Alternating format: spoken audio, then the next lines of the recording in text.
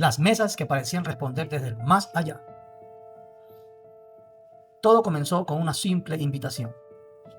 Un profesor francés, conocido por su seriedad y su espíritu crítico, aceptó asistir a una reunión de la que toda Europa hablaba. No iba buscando emociones, mucho menos un milagro. Solo quería descubrir si aquello tenía una explicación lógica. Lo que vio esa noche despertó una pregunta que cambiaría el resto de su vida. ¿Era posible que una mesa pudiera responder preguntas? ¿O detrás de aquellos fenómenos se escondía algo mucho más profundo? En este episodio conoceremos el extraño fenómeno que terminó dando origen al espiritismo moderno. Sigamos. Una moda que conquistó Europa. A mediados del siglo XIX, Europa vivía una verdadera fascinación por un fenómeno muy extraño. En salones elegantes, en casas de familia y hasta en reuniones de científicos y escritores, cada vez era más común ver personas reunidas alrededor de una mesa de madera. Colocaban sus manos sobre ellas, esperaban en silencio y, según muchos testigos, la mesa comenzaba a moverse. A veces giraba lentamente. Otras veces golpeaba el suelo. Incluso había quienes aseguraban que respondía preguntas. Lo curioso era que este fenómeno no había nacido en Francia. Todo había comenzado algunos años antes en Estados Unidos. En 1848, las hermanas Fox afirmaron escuchar misteriosos golpes dentro de su casa. Ellas aseguraban que aquellos sonidos provenían de un espíritu que intentaba comunicarse. La noticia se difundió rápidamente. Periódicos de distintos países comenzaron a publicar la historia.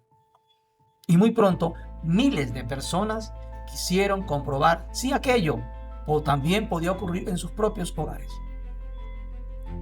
En pocos años, las llamadas mesas giratorias se habían convertido en una auténtica sensación. Para algunos era solo un entretenimiento, para otros era una prueba de que existía vida después de la muerte. Y para unos pocos era el inicio de una nueva forma de entender el mundo espiritual. Rivail decidió investigar. Cuando Hippolyte Rivail escuchó hablar de aquellas reuniones, reaccionó de una manera muy diferente a la mayoría. No dijo, esto es imposible, pero tampoco afirmó, los espíritus existen. Su respuesta fue mucho más sencilla. Primero, hay que investigar. Aquella actitud reflejaba toda su formación como educador. Había aprendido que una persona inteligente no debía aceptar una idea solo porque muchas personas la creyeran. Pero tampoco debía rechazarla sin antes examinar las evidencias. Así comenzó a asistir a distintas reuniones.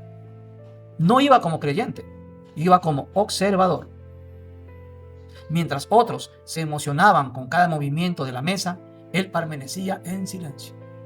Escuchaba, miraba, comparaba y anotaba cuidadosamente todo lo que ocurría. Su intención no era convencer a nadie, solo quería descubrir la verdad. Cuando las mesas empezaron a hablar. Al principio, el movimiento de las mesas parecía poco importante, pero pronto ocurrió algo que llamó poderosamente la atención de Rivail.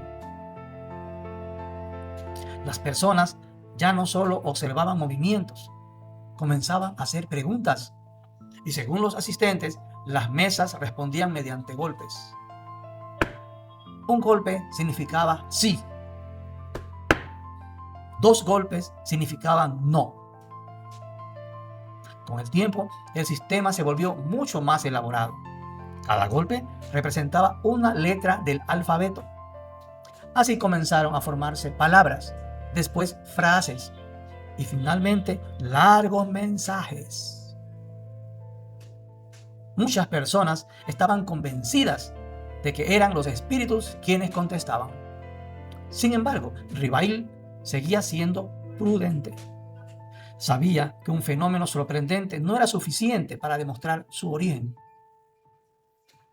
Necesitaba investigar mucho más. Las preguntas que cambiaron su vida. En lugar de aceptar las respuestas sin analizarlas, Rivail decidió ponerlas a prueba. Preparó una larga lista de preguntas. No eran preguntas sencillas. Quería saber de dónde venían aquellos supuestos espíritus. ¿Qué ocurría después de la muerte? ¿Cuál era el propósito de la vida? ¿Por qué existía el sufrimiento? ¿Quién era Dios? ¿Y cuál era el destino final del ser humano? Pero hizo algo todavía más interesante. No consultó únicamente a un medium. Visitó diferentes grupos. Realizó las mismas preguntas en distintos lugares. Después comparó cuidadosamente todas las respuestas. Según él, cuando varios mediums que no conocían, entre ellos no se conocían, sí respondían de forma semejante, aquello aumentaba la credibilidad de la información recibida. Ese método terminó convenciéndolo que detrás de aquellos mensajes existía una inteligencia real. Con el paso del tiempo, Rivail dejó de pensar que estaba frente a un simple entretenimiento. Comenzó a creer que estaba descubriendo una nueva fuente de conocimiento. El nacimiento de una nueva identidad. Aquella investigación transformó completamente su vida. El profesor, que había asistido por curiosidad, ahora estaba convencido de que los espíritus podían comunicarse con los seres humanos. Según explicó años después, durante aquellas sesiones recibió un mensaje muy particular. Uno de los espíritus le habría dicho que en una vida anterior, cuando habitó la antigua Galía, había llevado el nombre de Allan Kardec. Rivail creyó ese mensaje y decidió utilizar ese nombre para firmar sus futuras publicaciones. Con el tiempo, casi nadie volvería a llamarlo Hippolyte Rivail. Para el mundo entero sería simplemente Allan Kardec. Ese nombre aparecería muy pronto en uno de los libros más influyentes de toda la historia del espiritismo. Un libro que cambiaría la vida de millones de personas. El libro que dio origen al espiritismo. Hasta ese momento, las reuniones espiritistas estaban formadas por experiencias aisladas. Cada grupo tenía sus propias prácticas, sus propias preguntas y sus propias conclusiones. Pero Kardec quería hacer algo diferente. Quería reunir todas aquellas enseñanzas en una sola obra. Un libro que explicara, según él, las respuestas que los espíritus habían dado sobre la vida, la muerte, Dios y el destino del ser humano. Ese proyecto terminaría convirtiéndose en el nacimiento oficial del espiritismo moderno. Pero, ¿qué enseñaba realmente ese libro? ¿Qué decía sobre la reencarnación? ¿Sobre el cielo y el infierno? ¿Sobre el propósito de nuestra existencia? Y sobre todo, ¿por qué millones de personas llegaron a creer que aquellas respuestas provenían del mundo espiritual? ¿Por qué? Eso lo descubriremos en el próximo episodio, cuando conozcamos el nacimiento de el libro de los espíritus y el inicio de una de las corrientes espirituales más influyentes de la historia. En el próximo capítulo seguiremos con este tema interesante. Los espero, no falten.